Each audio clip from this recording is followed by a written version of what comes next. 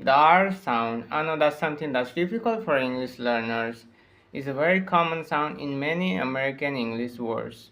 And it's one of the sounds that makes Americans sound American. And if this is something that you're studying and looking to perfect, you have found the right channel. So, if you want a good American accent, it's very important to learn how to make a good American R. So in this video, I'm gonna give you some tips on how to make a good American R, how to pronounce the R sound. It's important to know that there are two different ways that native speakers make the R. Some people talk about the tongue tip being down, and others will talk about the tongue tip being up. And they both work to get the right sound. First of all, let's understand what you need to do to get to the R sound at the beginning of words and syllables. When we talk about how to make this sound, we're going to talk about three things. We're going to talk about what you're doing with your tongue, what you're doing with your lips, and finally the tension that's involved in making this sound. For the R sound, the tongue pulls back and the sides of the tongue push against the sides of the upper teeth, or or or and the tongue is curved in the middle of the mouth and the tip of the tongue is not touching anything. Or or or and one more thing is that your lips need to be round. Okay, now let's look at the R sound at the end of words and syllables.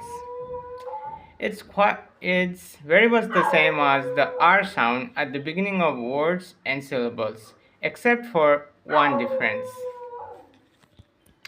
Your lips don't round out quite as much for the R sound at the end of words and syllables. For example, teacher, father, weather, leather. However, the sides of the lips should be relaxed and they come forward just a little bit.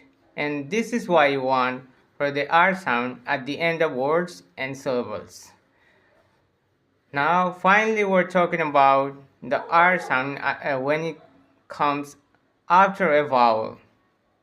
One thing you wanna make sure that the R sound don't swallow up the vowel that's coming before it. The vowel sound need to be fully pronounced. And give me some example. Give you some example. Let me give you some example. More, car, far, air, there.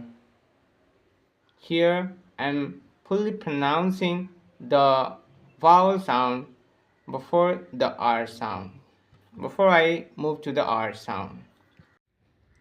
Alright, awesome practice. Now this is a tricky sound, so don't get frustrated if it doesn't come for you right away.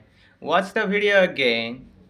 It might take a little while, but you're gonna get this.